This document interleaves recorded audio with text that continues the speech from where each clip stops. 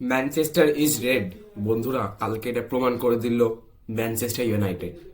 কালকে একটা সুন্দর খেলা আমরা প্রত্যেকটা প্লেয়ার থেকে দেখতে পেলাম ম্যানচেস্টার ইউনাইটেড থেকে। পুরো ছাই ছুতো লুচি ফুটো পুরো একদম ম্যান সিটিকে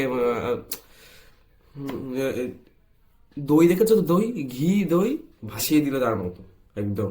দুধের যে স্বর হয় স্বরের মতো একদম পুরো ফ্রাই, এই যে আগুনের উপর রেখে রান্না করে পায়েসের মতো ভাসিয়ে খেয়ে নিল সিটিকে ম্যানচেস্টার ইউনাইটেড।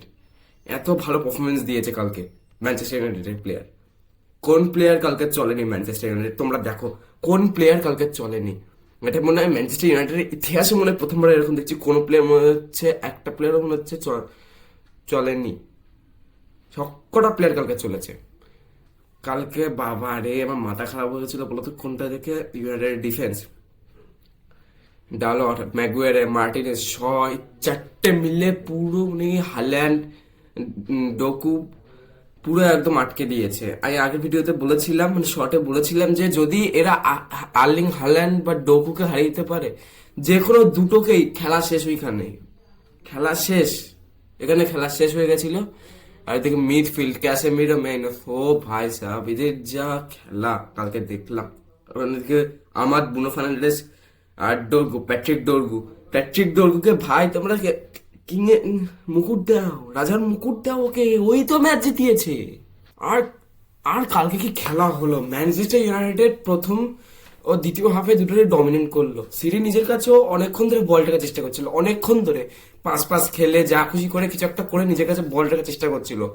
কালকে আমরা সিটির একটা টিকি টাকা ফরমেশনে খেলা দেখলাম আমরা, যেটা বার্সেলোনা থেকে দেখি। যদিও কোচ হচ্ছে পেপ গার্ডিওলা ইনভেন্ট করেছে টিকি টাকা খেলাটা। তোমরা যদি দেখো সিটির মানে কোনো প্লেয়ার ঠিকভাবে চলেনি কালকে। ডিফেন্স তো একদমই না, ডিফেন্স একদমই না। রড্রি তাও চলেছে মোটামুটি, ডোকু, বার্নার্ডো সিলভা, ফোডেন, সেমেনিও চলেছে কালকে, অনেকগুলো ভালো পাস দিয়েছে কিন্তু এগুলো একটা কনভার্ট করতে পারেনি। সব থেকে আমার বাজে খেলা লেগেছে কালকে হালান্ডের খেলা পড়ে গেছে কয়েকদিন ধরে। আমরা সেই হালান্ড আর দেখতে পাচ্ছি না আমরা, যতদিন আমরা দেখতাম, যেটাকে আমরা গোল মেশিন বলতাম, এখন ওই মেশিনই কাজ করছে না ফিল্ডে সিটির জন্য। মানে কি হয়েছে না হয়েছে এটাই কথা আপাতত। তুমি যদি দেখো এখন বার্নার্ডো সিলভা, ফোডেন, ডোকু, মানে এই তিনটের উপর খেলা নির্ভর ছিল। আমি একবার বলছি তিনটের মধ্যে যদি কেউ চলে যায় তাহলে ম্যাচ জিতবে।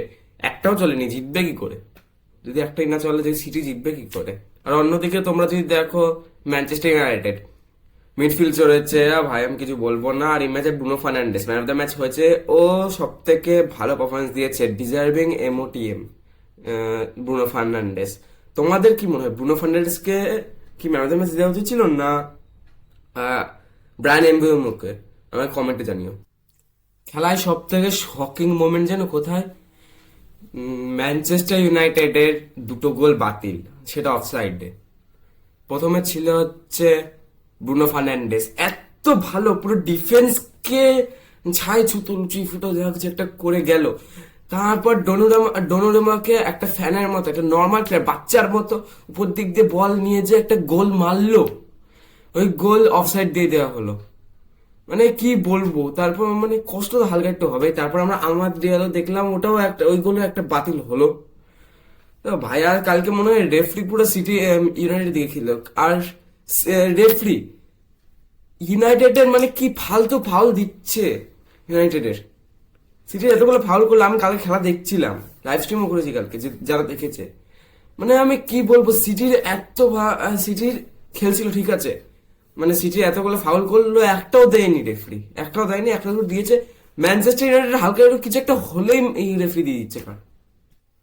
একদিকে যেমন ম্যানচেস্টার জিতলো, অন্যদিকে রিয়াল মাদ্রিদ হারালো লেভান্তেকে। রিয়াল মাদ্রিদ ফিরে গেছে। তো তোমাদের মাথায় অনেক কোশ্চেন চলছে, লেভান্তেকে 2-0 হারার পর কি রিয়াল মাদ্রিদ ফিরেছে? তো আমার কোশ্চেন না, আমার উত্তর হচ্ছে হ্যাঁ, রিয়াল মাদ্রিদ বন্ধুরা ফিরে গেছে ফাইনালি।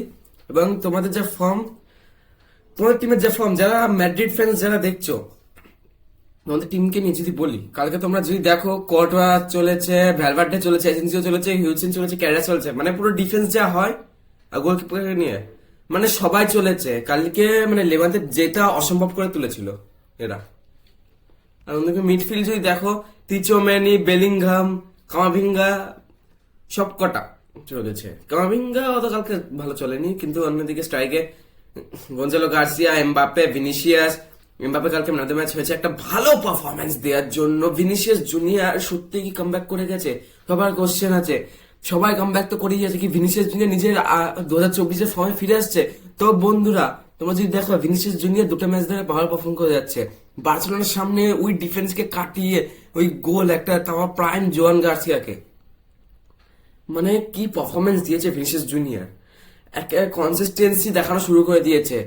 যখন এমবাপে একা একা খেলছিল আর পুরো মাদ্রিদ একটাও চলছিল না, অন্যদিকে শুধু একমাত্র কটোয়া চলছিল, এখন ভিনিসিয়াসও চলছে, টিচোম্যানি, বেলিংহামও চলা শুরু করে দিয়েছে, আর ডিফেন্সও চলা শুরু করে দিয়েছে। মানে এখনো টাইটেল রেস শেষ হয়নি বার্সেলোনা, মানে আমি বার্সেলোনা ফ্যানই বলছি, এখনো টাইটেল রেস শেষ হয়নি।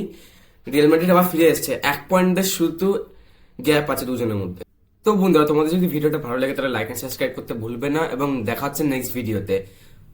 ও আর একটা কথা, তোমাদের যদি মানে আমার চ্যানেলটা ভালো লাগে তাহলে তোমাকে বেল আইকনটা মানে অল করে দিতে হবে, যাতে আমার নোটিফিকেশন গুলো আসতে পারে তোমার কাছে। যত ফুটবল কন্টেন্টের মানে ভিডিও আছে সব এই চ্যানেলে পেয়ে যাবা। তো দেখা হচ্ছে নেক্সট ভিডিওতে।